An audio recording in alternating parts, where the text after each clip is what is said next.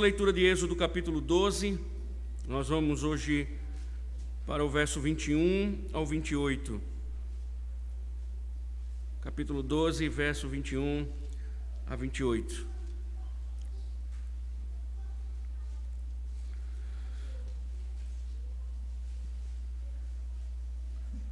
Ouçamos o que diz a palavra do Senhor. Moisés chamou todos os anciãos de Israel e lhes disse: escolham e peguem cordeiros para as famílias de vocês e matem esses animais para celebrar a Páscoa.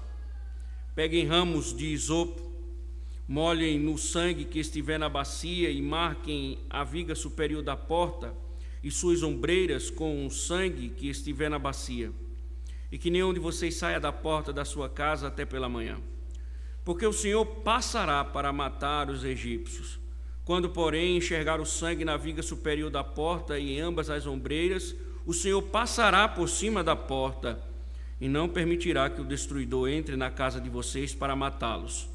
Portanto, guardem isto por estatuto para vocês e para os seus filhos para sempre. E quando estiverem na terra que o Senhor lhes dará, como prometeu, observem este rito. Quando seus filhos perguntarem: que rito é este? Respondam: é o sacrifício da Páscoa ao Senhor, que passou por cima das casas dos filhos de Israel no Egito, quando matou os egípcios e livrou as nossas casas. Então o povo se inclinou e adorou, e os filhos de Israel foram e fizeram como o Senhor havia ordenado a Moisés e a Arão. Pai bendito, louvamos o teu nome, Senhor, por esta manhã, e mais uma vez, ó Deus, clamamos as tuas misericórdias diante do privilégio, ó Deus, de expor a tua verdade, e clamamos, Senhor, para que o Senhor possa nos iluminar, ó Deus, possa nos encher com riquezas, esse vaso de barro, ó Deus, que precisa da tua graça, e que o teu povo, Senhor, de fato te ouça, ó Deus. Que o teu povo possa atentar para os teus mandamentos, atentar para a tua voz, Senhor. Que o teu Espírito possa aplicar essas verdades em nossas almas, tão maravilhosas, Senhor, para que elas nos mantenham firmes durante a peregrinação. Em nome de Cristo, Senhor, fala poderosamente ao teu povo. Amém. Poder sentar, irmãos.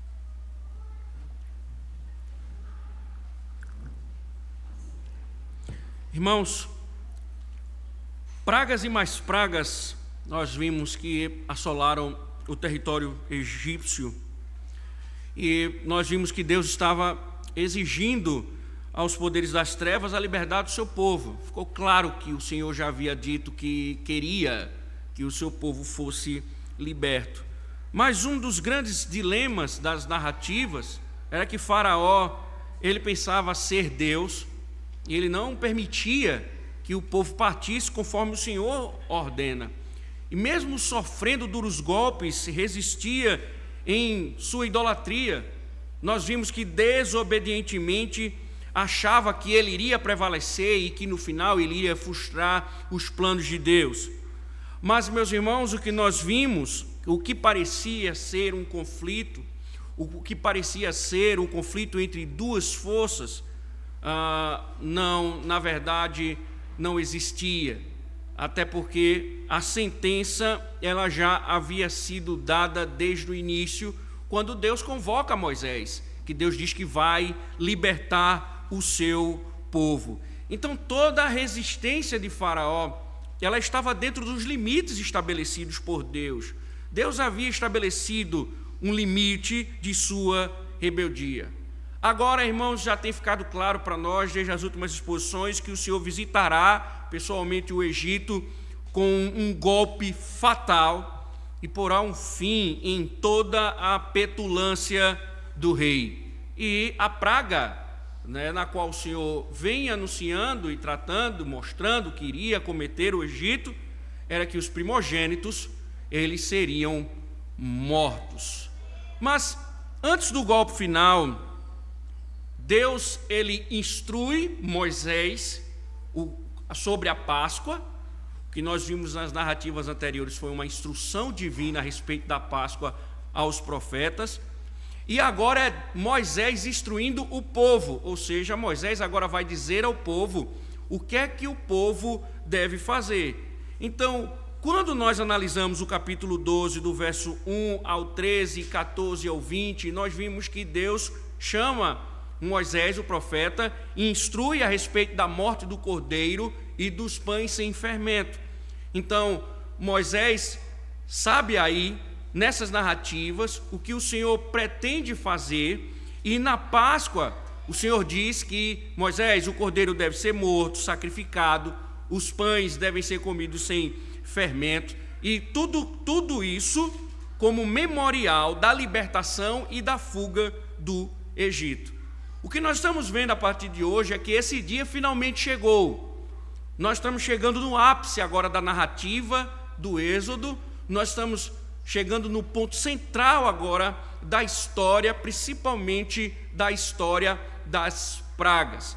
Então, finalmente o tempo chegou e a 10ª praga, ela já se avizinha, então o Senhor está próximo de fazer com que a praga seja derramada, e então Moisés agora vai ao povo para instruir o povo, para que o povo celebre a Páscoa, porque o Senhor há de visitar o Egito.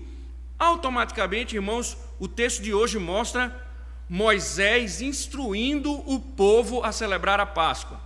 Então, Moisés agora vai transmitir ao povo todas as informações dadas pelo Senhor. Agora, como a praga se avizinha, Moisés vai ao povo e vai instruir o povo. E qual é o ponto? É que o povo deve obedecer a cada instrução de forma cuidadosa. Por quê? Porque a obediência deles irá livrá-los da praga. Automaticamente, irmãos, um princípio aqui importante aprenderemos. As misericórdias de Deus para conosco esperam uma humilde observância da sua vontade. Então, as misericórdias que se estendem, elas clamam por uma resposta obediente à vontade divina. Então, como nós falamos, o que nós estamos ouvindo, ou ouvimos nas últimas narrativas, mostram as instruções de Deus a Moisés e a Arão. Agora, irmãos, os profetas, eles vão ao povo, instruir o povo, para que o povo respeite e se submeta à vontade de Deus com relação à Páscoa. Uma das coisas curiosas dessa narrativa é que, talvez ela, numa leitura rápida que nós fizemos aqui, soe estranho, porque diante de tantas informações que o Senhor havia transmitido anteriormente a Moisés, parece que a narrativa, ela registra uma história condensada, uma história mais curta que a anterior. E alguém pode pensar que o narrador, ele omitiu alguma coisa, ele resumiu alguma coisa. Na verdade, irmãos, a preocupação do texto, é óbvio que Moisés deu todas as instruções, mas o registro do narrador é para enfatizar uma coisa, por isso que ela é um pouco mais curta. O ênfase da narrativa é o sangue. Então, o Israel deveria se submeter às ordens de Deus, porque há ali um elemento importante de livramento, que é o sangue. Então, o sangue, ele ganha uma ênfase dentro da narrativa, e sem ele, a história estará comprometida. Por isso que há condensa um pouco a narrativa para elevar o elemento fundamental dentro da história. Nós vamos ver isso a partir de agora. Veja que Moisés começa chamando o povo, ou os anciãos de Israel, instruindo. Veja novamente o verso número 21. Moisés chamou todos os anciãos de Israel e lhes disse: escolham e peguem cordeiros para as famílias de vocês e matem-se animais para celebrar a Páscoa. Peguem ramos de isopo, molhem no sangue que estiver na bacia e marquem a viga superior da porta e suas ombreiras com o sangue que estiver na bacia, e que nenhum de vocês saia da porta da sua casa até pela manhã. Observem, irmãos, aqui a narrativa já começa bem pertinente, porque Deus havia dito a Moisés, Moisés agora está chamando os anciãos, os líderes de Israel. Então observe que Moisés, ele vai falar ao povo e ele chama a liderança do povo, os anciãos. É interessante, irmãos, notar uma coisa. Aqui os verbos, eles são bem intensos. Se você for marcá-los nas escrituras ou nessa narrativa, você vai ver a forma como eles são bem enfáticos. Escolham, peguem, matem, guardem, observem, respondam. Então, o que está mostrando? Moisés chama os líderes de Israel e deixa claro diante de tudo que o Senhor havia dito a Moisés e a Arão. Os profetas de Deus estão deixando claro que o que está para ser dito não são meros conselhos, mas os verbos mostram que há aqui uma ordenança. O Senhor está ordenando algo. Então não são conselhos proféticos, mas é o próprio Senhor que está instruindo o povo ou os líderes através do seu profeta, através daquele mediador. Então, ordenanças essas que a princípio exigiam, como no texto está dizendo, separar, matar o cordeiro, aspergir o sangue nos umbrais da porta.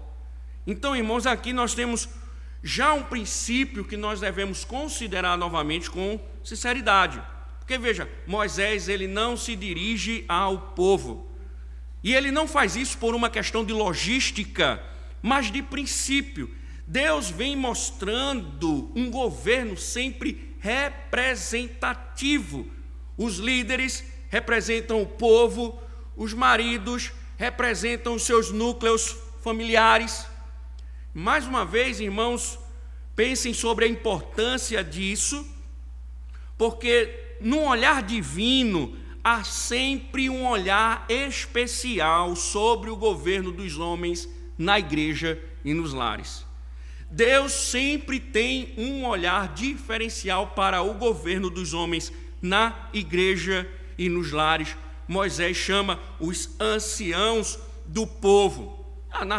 As narrativas bíblicas, elas são enfáticas. Quando Adão pecou, Deus foi até ele e não até Eva.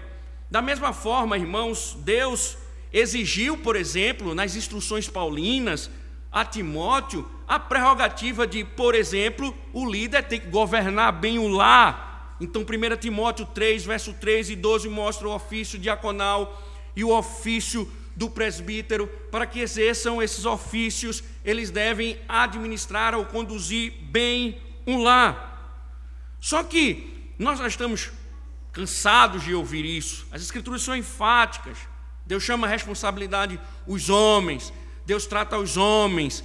Então, no dia do juízo, as primeiras pessoas que Deus irá convocar para tratar a respeito da igreja de Parque Dourado serão os pastores, os presbíteros e os diáconos, que irão responder por esta igreja, porque Deus trata esse corpo e vê esse corpo a partir de um governo eclesiástico.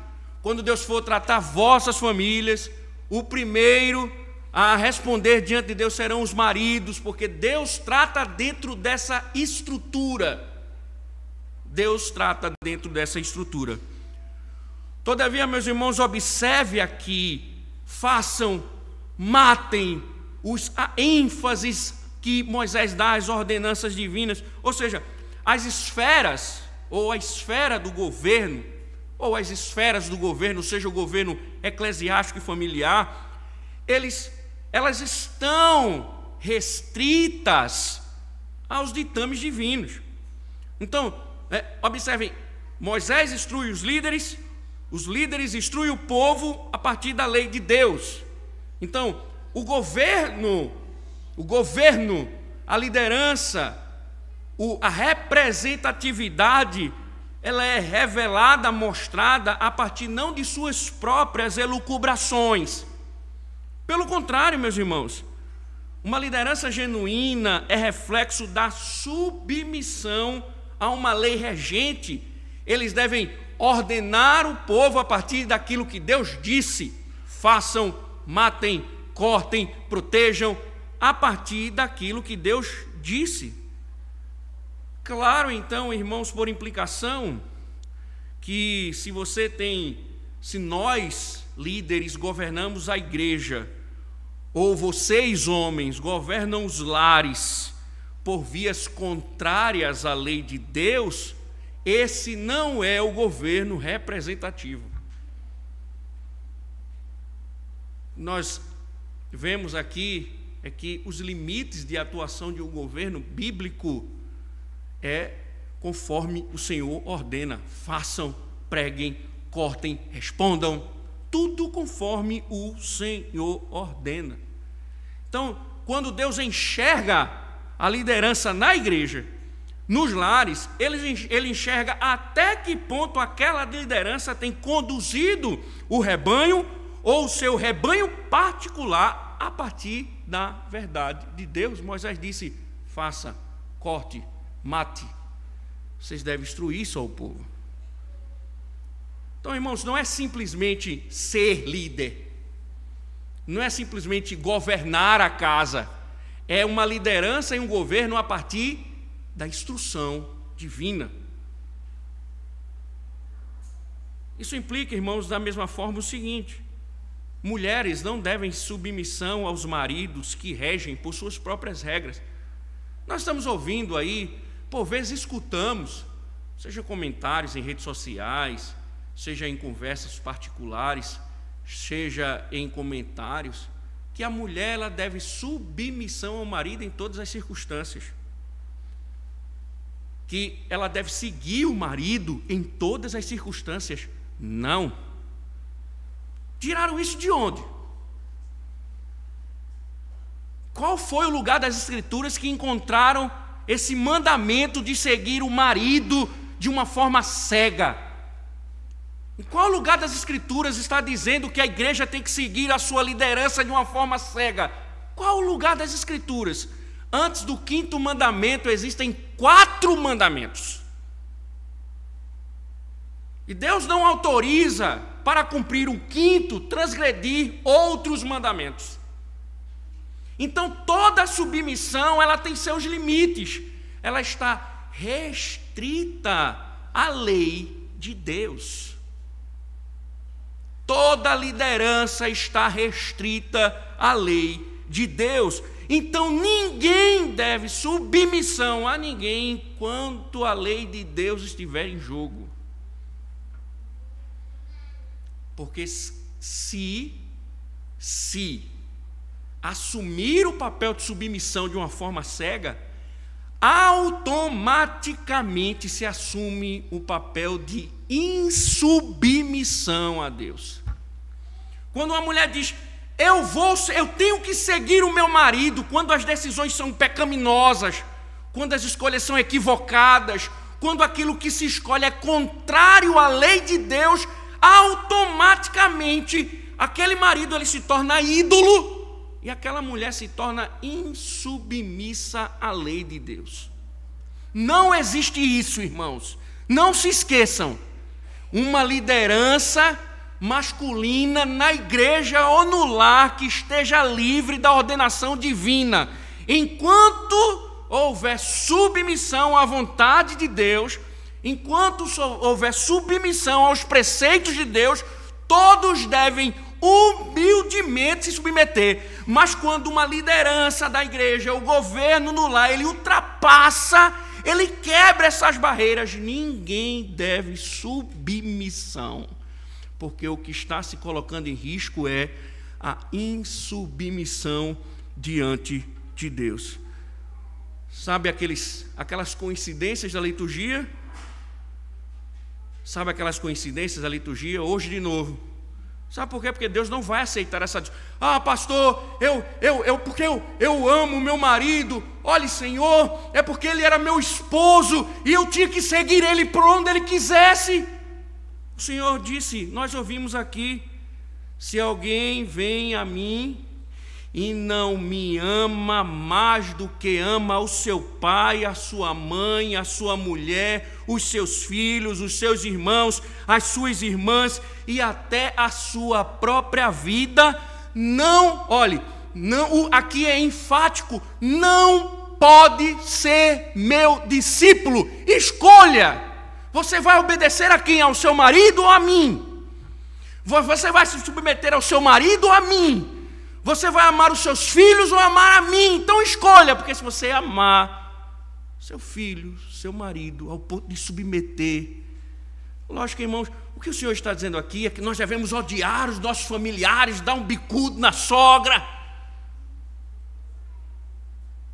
maltratar os nossos pais, desprezar os nossos filhos. A questão não é essa, a questão está aqui, em jogo. É quando os amores estão em conflitos, qual prevalecerá? Quando o marido disser, não, você não vai para a igreja hoje, porque nós vamos curtir uma piscina, nós vamos ter um momento em família, eu sei que hoje é dia do Senhor, você tem que ficar em casa. Qual amor prevalecerá? Vamos sair da igreja, vamos procurar uma outra igreja, uma igreja que eu sei é mundana, não tem pregação fiel. Aí são nessas horas, você tem que pensar, ou eu amo o meu Senhor, ou eu amo o meu marido. Não, mãe, eu sou seu filho, hoje é um dia importante, hoje é dia das mães, eu quero levar a senhora para curtir o domingo pela manhã. São nessas horas que você vai dizer, ou eu amo meu filho, ou eu amo meu Senhor.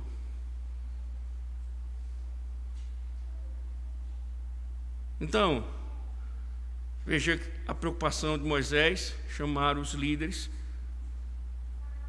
e os líderes devem guiar o povo conforme o Senhor ordena. Essa é uma grande preocupação da narrativa, irmãos.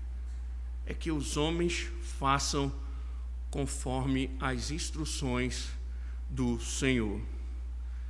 Então, ninguém pode ser referencial de conduta, de decisões, quando se desobedece a Deus.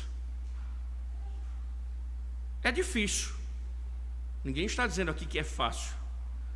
Nós não estamos aqui, irmãos, tratando um assunto de uma forma simplória. Mas isso é cristianismo. Isso é cristianismo. Não é simplesmente uma escolha de obedecer e se submeter. É uma questão de quem você é, quem é o seu Senhor e quem é verdadeiramente a sua família. Por isso que Jesus disse assim, quando os discípulos disseram, teus irmãos e tua mãe estão lá fora. Ele disse, minha mãe e os meus irmãos são aqueles que fazem a vontade do meu Pai. Por que isso deve ser assim, irmãos? Porque uma das coisas que a narrativa vai mostrar é que isso é terrível, fazer de forma contrária. É terrível. Pode ser catastrófico fazer de forma contrária.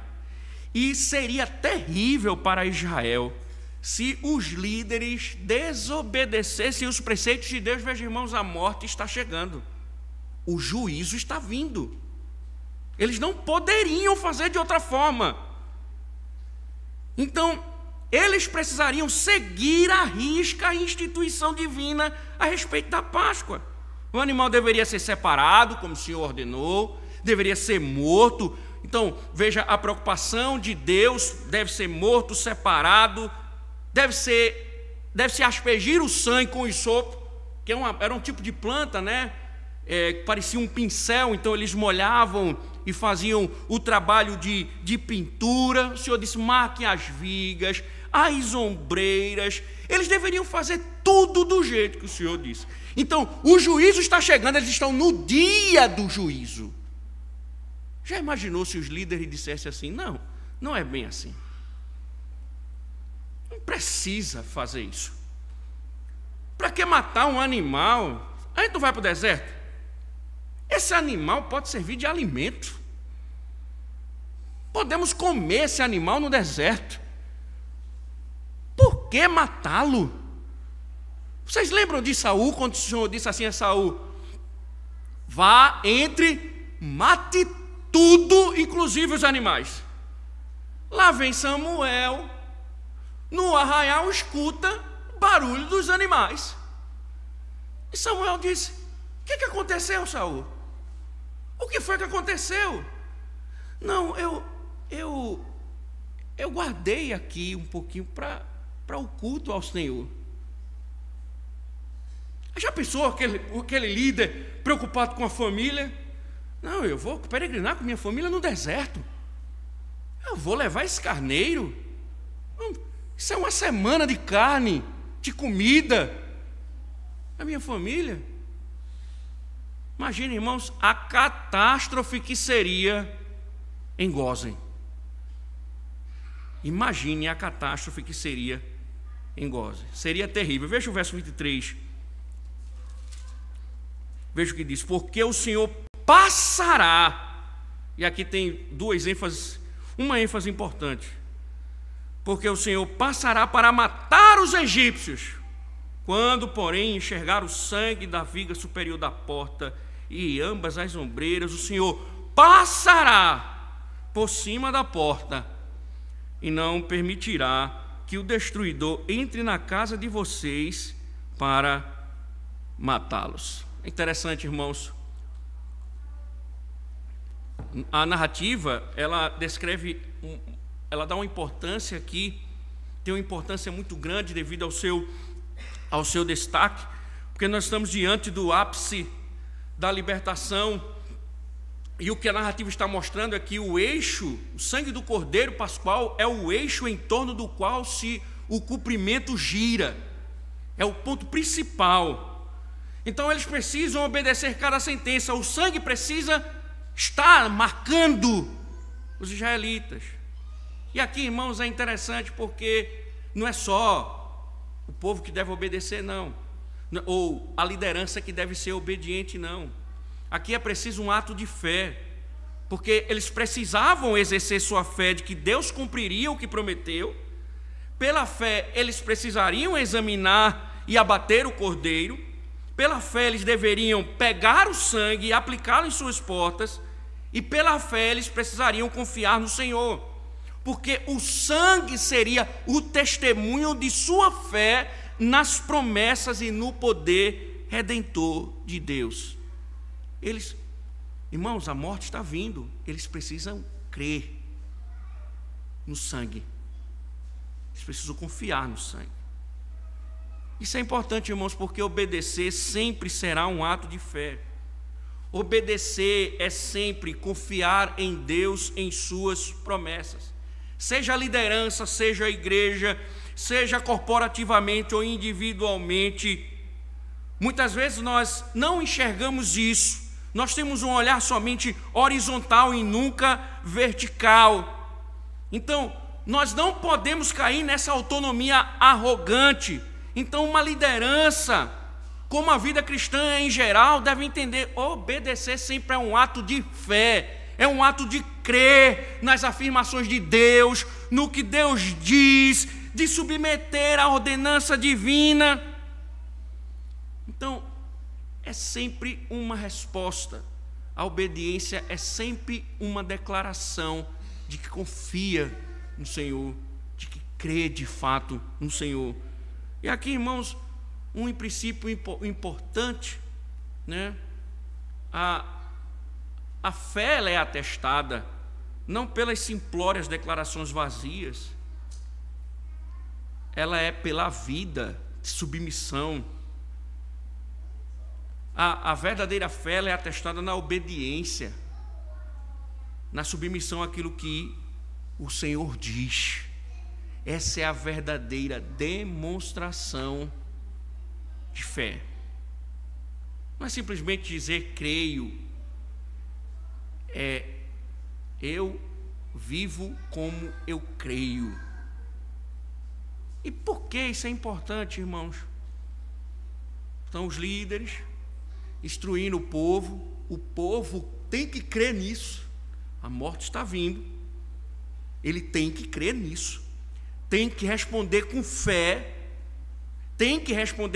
o que o Senhor está dizendo, obedecer. E isso, irmãos, é importante, porque você pode perguntar assim: pastor, por que eu tenho que obedecer? Por que eu tenho que ter esse ato de fé? O texto em seguida vai mostrar, irmãos, porque o que Moisés está dizendo aqui é que o sangue precisa ser derramado, porque o Senhor vai passar para matar os egípcios. Veja, o Senhor já disse: eu vou matar os primogênitos do Egito. O destruidor, né, que aqui os estudiosos creem enfaticamente que se trata de um anjo do Senhor, o anjo da morte, um anjo que o Senhor delegou a autoridade para matar os primogênitos. Então, o anjo do Senhor está a vir e matar os primogênitos, a julgar o Egito. Mas veja que coisa interessante, irmãos. Por que eu devo obedecer? Porque, olhe, o que a narrativa está mostrando é que Israel também será visitado pelo anjo da morte. Ele não vai entrar no Egito e retornará. Ele vai entrar no Egito e adentrará na terra de Gósen também. Ele vai também em direção aos judeus. Então, o que Moisés está dizendo é que o anjo da morte vai averiguar todas as casas egípcias e todas as casas judaicas. Então o juízo vai por toda a terra do Egito. Mas aí, irmãos, onde se revela a importância da observância, da obediência irrestrita. Porque, irmãos, veja, naquela noite o destruidor mata os primogênitos de cada humano e cada animal. Mas quando chega aos lares marcados com o sangue do cordeiro, conforme o Senhor havia ordenado a Moisés, Moisés diz: Deus promete passar. E essa palavra aqui ela é enfática. O termo passar, ele pode ser traduzido aqui tanto como compaixão, como proteger, como ignorar, sugerindo os termos em conjunto, sugerindo um aspecto protetivo. Um aspecto protetivo. Entendam em outras palavras, quando diz que Deus passará, ele está trazendo a ideia de protegerá. O texto pode ser muito bem traduzido assim: o Senhor protegerá a porta e não permitirá o destruidor que entre em vossas casas. Ou seja, por que o povo deveria fazer, os líderes deveriam fazer do jeito que Moisés estava ordenando, e o povo deveria responder com fé, obedecendo às ordens divinas, porque essa visão está colocando Deus numa posição ativa como defensor. Isto é, em vez de ignorar e passar pelos lares, o que está dizendo Moisés é: quando o anjo for visitar a casa de vocês, a casa dos judeus, Deus ele vai se posicionar entre a praga e os fiéis, entre o juízo e os remidos, como sangue derramado, servindo para a sua ação de poupar os homens primogênitos naquela casa.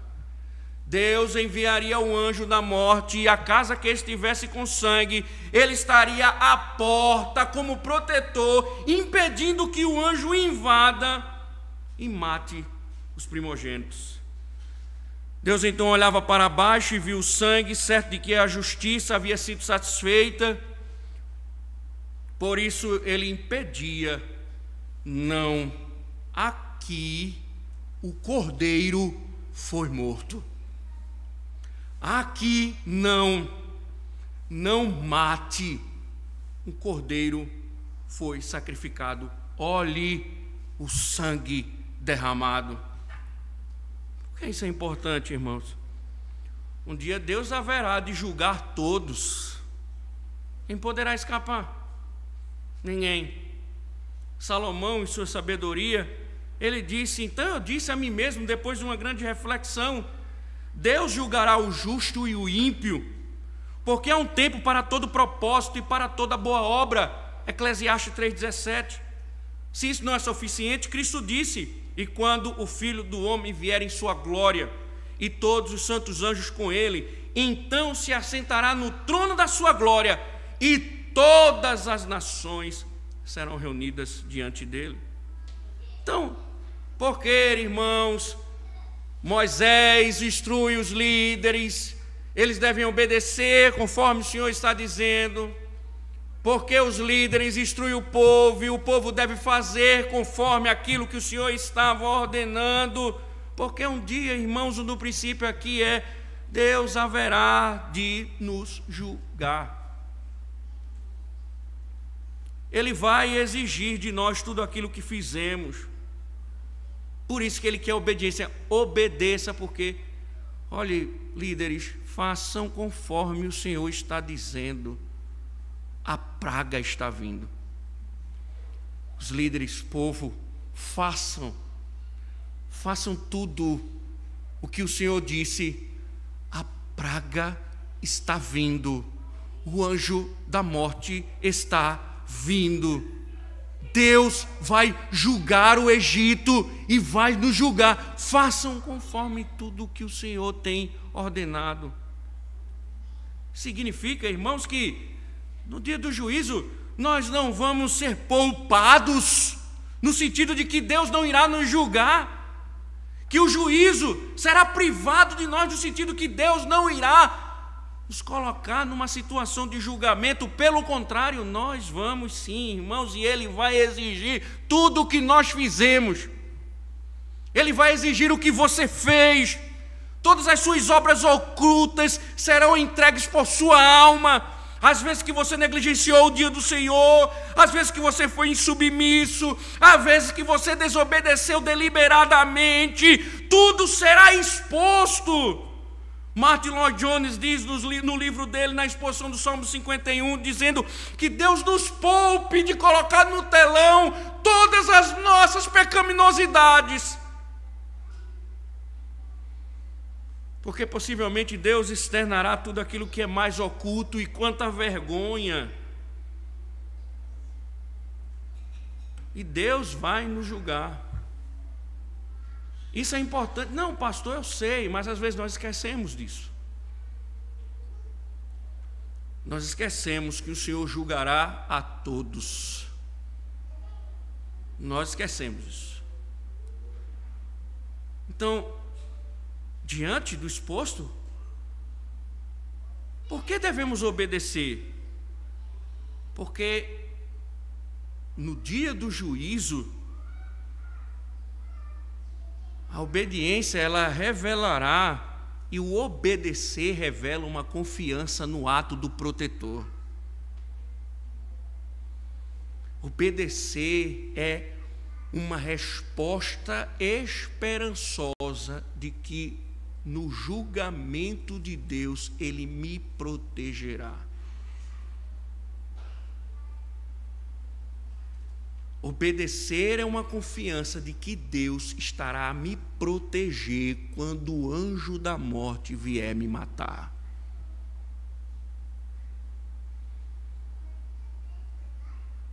E Deus não protegerá líderes omissos. Ele não protegerá esposas que amaram mais os seus esposos do que a Ele. Ele não protegerá filhos que amaram mais os pais do que a Ele. Ele não protegerá pessoas que não viviam em obediência, que faziam o que bem entendiam. Quando estava preparando esse sermão, irmãos, me veio a seguinte reflexão. Eu me perguntei e pergunto a vocês: Se hoje o juízo chegasse, qual lar aqui sobreviveria à visita do destruidor?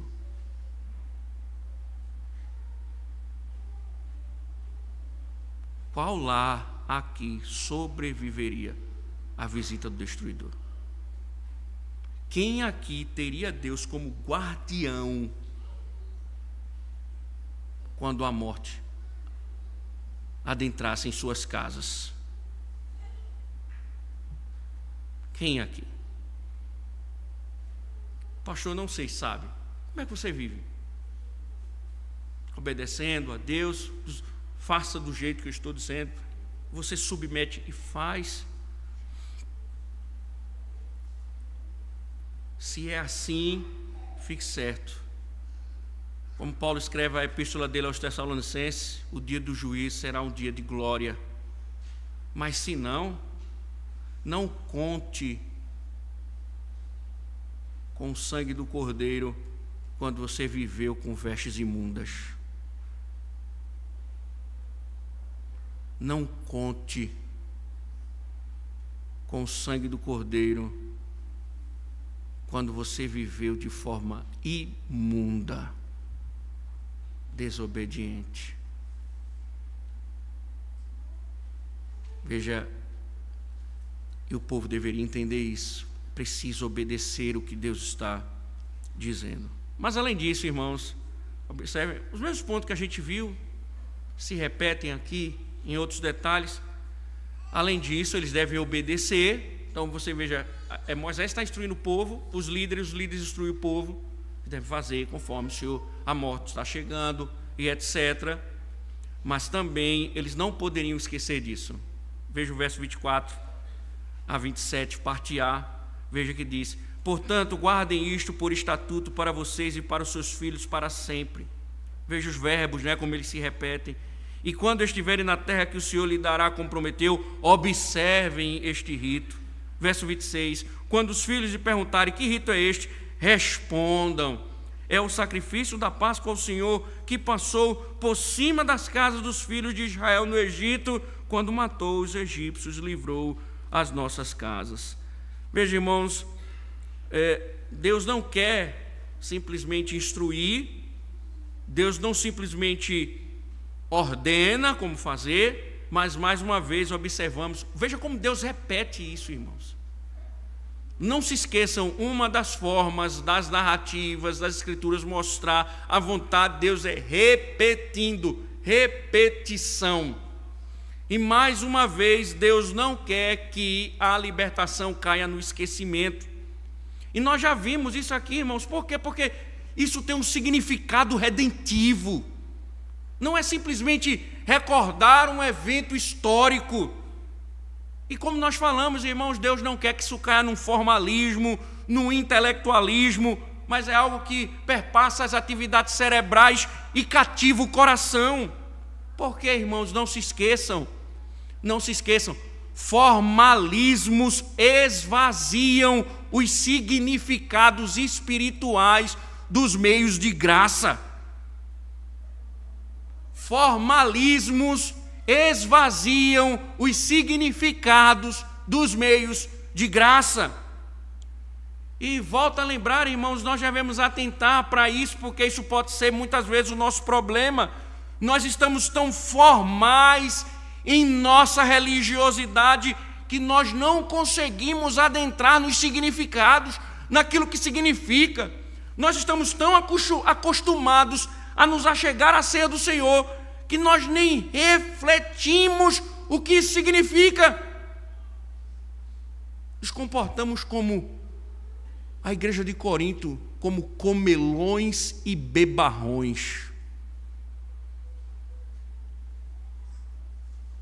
Sabe, irmãos, é como alguém que acha exuberante a beleza de uma rosa, mas nunca sente o perfume. É como alguém que observa o mar com sua beleza e grandeza, mas nunca mergulha. Então deixa eu te dizer uma coisa, irmãos, que o Senhor vem enfatizando aqui, presta atenção, olha para mim.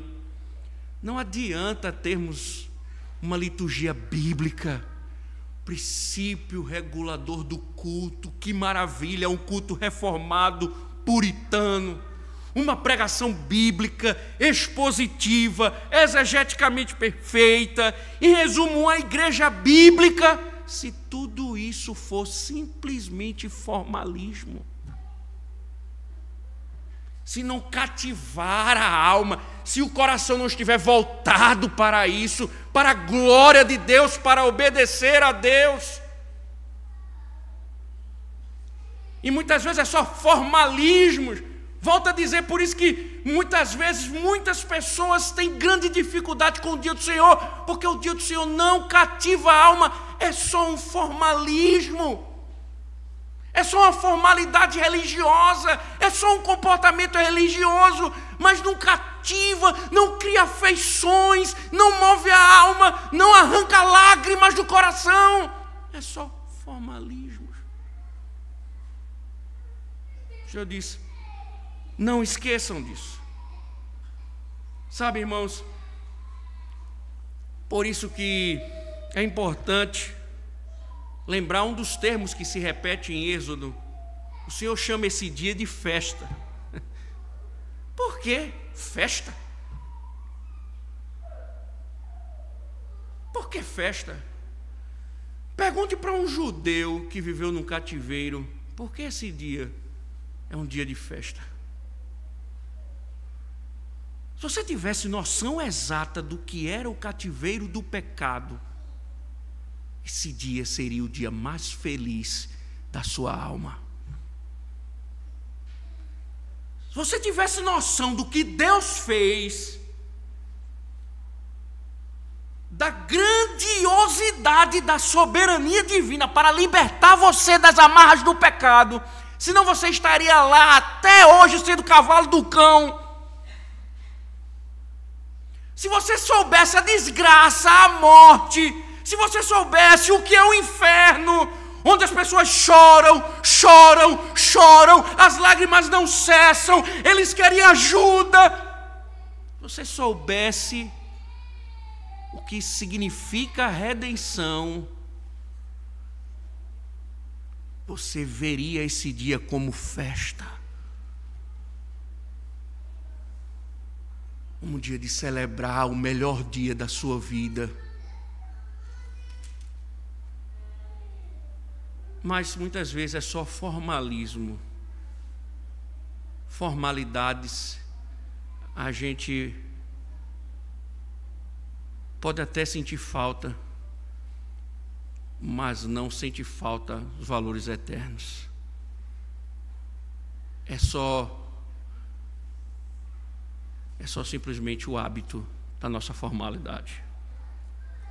Mas Deus diz: lembre-se, comemorem, celebrem. Celebrem. E também Deus diz a Moisés: instrua os seus filhos. Instrua as crianças. Quando ela perguntar: papai, o que é isso? Por que o senhor está tomando um cálicezinho de vinho? Por que o senhor está comendo um pedacinho de pão? O que é isso? Ele diz: pais, instruam os seus filhos. Isso. Irmãos, outro princípio aqui, vocês estão cansados de ouvir. Deus deu aos pais o ministério de educar seus filhos. É responsabilidade dos pais educar suas crianças, ensiná-lo o que significa culto, a forma como ele deve se comportar. Cabe aos pais instruir suas crianças sobre o que tudo isso significa. É o pai que vai trazer o filho e vai dizer: meu filho, você vai ficar aqui, porque esse é o culto ao Senhor, é o dia de celebrar ao Senhor. Mas pastor, o meu menino é um MacGyver. O Senhor não quer saber disso. Ele ordena, ainda que ele seja um Satanás, você tem que ensinar. Ele precisa aprender o que isso significa. Ele precisa ser instruído. Para não esgotá-los, vai se repetir, irmãos, em outras narrativas. Voltaremos com maiores ênfases. Mas lembre-se, Uma das razões de crianças se comportarem negativamente no culto público é porque falta instrução dos pais. Conversando com um presbítero das igrejas reformadas, eu perguntei: como é que vocês avaliam certas crianças no decorrer do culto? Ele disse: pastor, na maioria das vezes, crianças inquietas no culto denunciam pecado dos pais. E é o que vocês fazem, presbíteros? Não é nem o pastor, é o presbítero da igreja. Nós visitamos, instruímos. Se continuar repetindo, voltamos a instruir. Se continuar repetindo, nós disciplinamos. Porque muitas crianças inquietas no culto denunciam o pecado dos pais que não instruem os seus filhos. Pense nisso. Por isso, igreja, não fique com raiva das crianças. Não fiquem. Exortem os pais. Não são todos os casos, mas a maioria das vezes é denúncia de que existe negligência com a educação com relação ao culto público.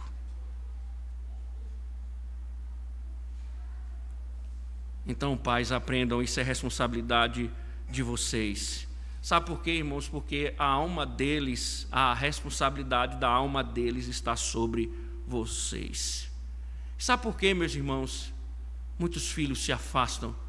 Ah, pastor, é a soberania de Deus. Não, eu não nego que Deus é soberano, que governa.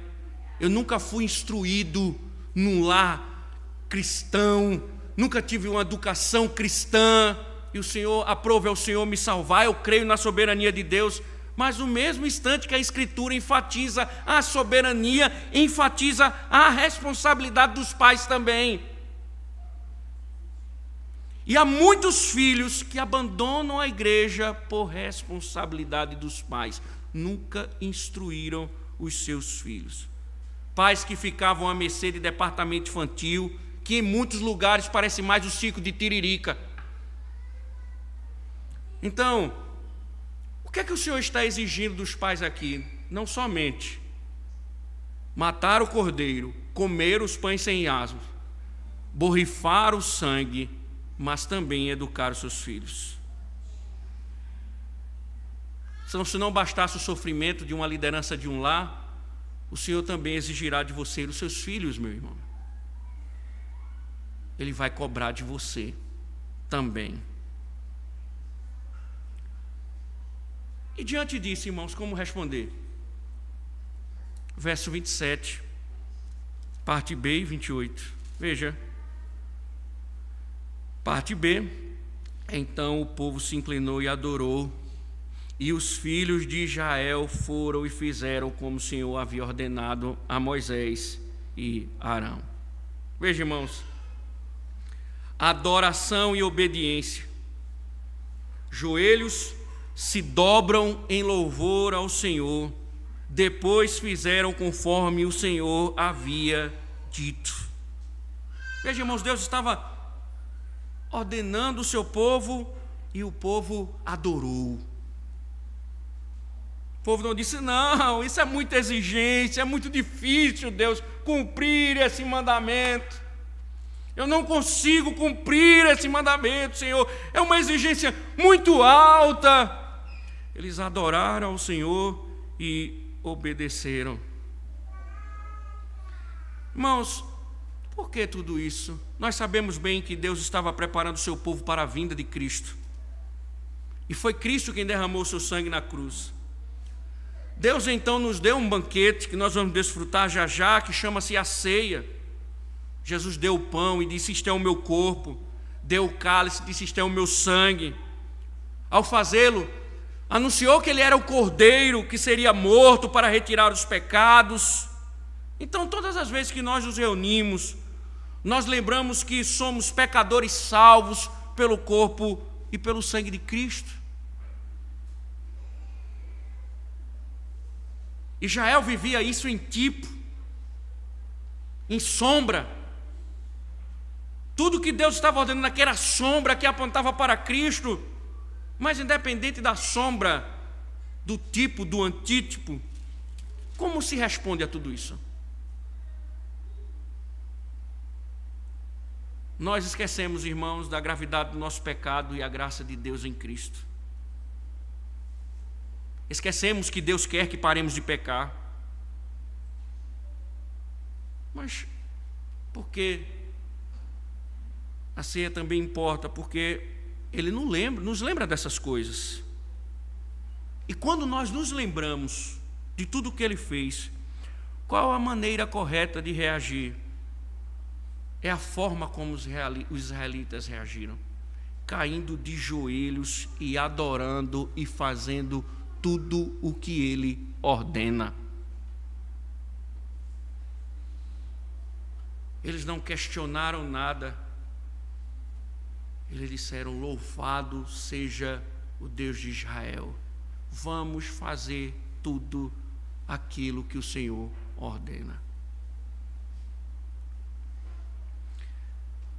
Se isso cativasse nossos corações, irmãos, tantas coisas seriam mais prazerosas. O culto seria mais prazeroso. Cada minuto no culto público seria mais proveitoso, como se fosse o último de nossas vidas. Passaríamos a amar a lei de Deus e lutar de uma forma tão especial, para lutarmos com todas as nossas forças para agradar aquele que nos livrou. Nós iríamos desejar fazer tudo o que Ele disser. Abriríamos mão dos nossos desejos. Diante do que Deus fez por mim, eu agora farei o que Ele disser. Sabe, irmãos, quando você ganha um presente, mas já imaginou aquele presente que você olha assim e diz: nunca teria condições de tê-lo, e de repente chega alguém na sua casa e lhe dá aquele presente, e você diz: que homem mais gracioso, que maravilha, eu nunca teria condições de tê-lo, mas ele chegou, veja, que nobre amigo, me deu um presente de valor, quanta honra. Quando chegasse o aniversário dele, você ficaria logo preocupado: é o aniversário de fulano, ele me deu um presente maravilhoso, eu preciso retribuir de alguma forma. Se ele ligasse para você e dissesse: estou precisando de sua ajuda, você não abriria mão, na verdade, de toda a sua agenda para atender aquela pessoa, porque ela lhe presenteou com aquilo maravilhoso, com aquele grande presente. Por que não fazemos isso com o Senhor, que nos libertou das amarras do pecado quando nós não poderíamos, que nos livrou do inferno quando nós não conseguiríamos, quando nos deu uma redenção que nós nunca conquistaríamos? Por que então, quando Ele diz faça, nós não fazemos? Por que então, quando Ele diz trabalhe 6 dias, no 7º é o meu dia, por que nós não paramos? Porque tudo é tão cansativo para o Senhor. É um desestímulo. Passamos a semana ativos nas nossas academias, nos nossos estudos, nos nossos trabalhos, mas quando chega para o Senhor, é uma tartaruga, um anão espiritual. Israel adorou ao Senhor e disse: vamos fazer tudo o que o Senhor ordena.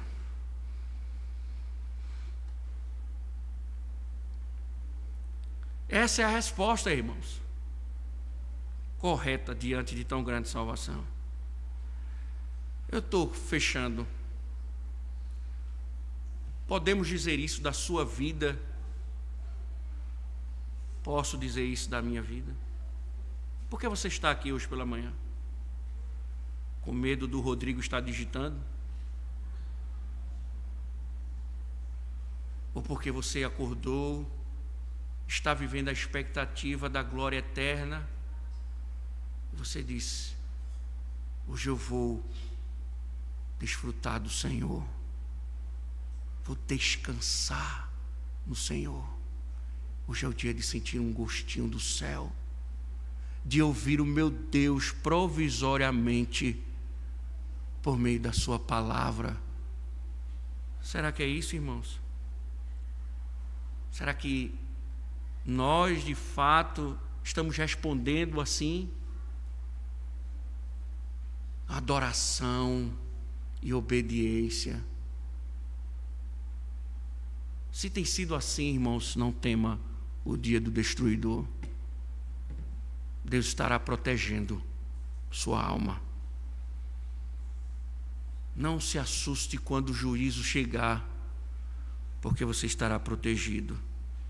Ele estará lá para lhe proteger, porque o Cordeiro foi morto.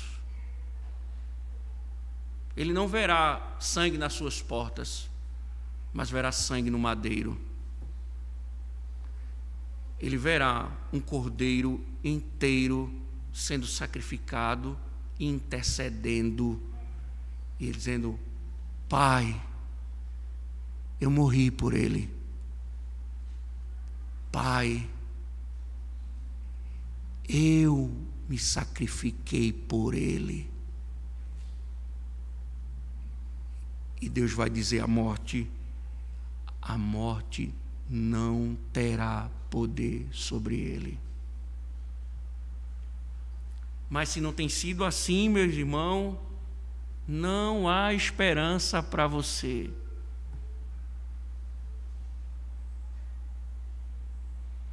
Se não tem sido assim, Deus não o protegerá. Lembre-se do autor aos Hebreus: como se rejeitas a salvação, quem te salvará? Se rejeitas o Cordeiro, quem te livrará? Acabou para você. Mas se você está ouvindo isso, é mais uma graça. Porque pela fé, irmãos, andar por fé, você será protegido por Ele. E não importa o pecado, porque o sangue do Cordeiro nos livrará. Você crê nisso? Oremos. Bendito Deus, nós louvamos, Senhor, o teu santo nome. E obrigado, Deus, mais uma vez, pela exposição da tua palavra que nos fala, Senhor. Ó Deus, que essas verdades habitem em nós, que elas, de fato, elas deem frutos. Não seja o nosso coração um solo, ó Deus, infrutífero. Que os nossos pés não estejam firmados em areia, mas que essas verdades enraizem, Senhor, nossas almas e nos conduzam firmes até o Senhor, para a glória do Senhor. Amém. Irmãos, em resposta à voz do Senhor, cantemos e em seguida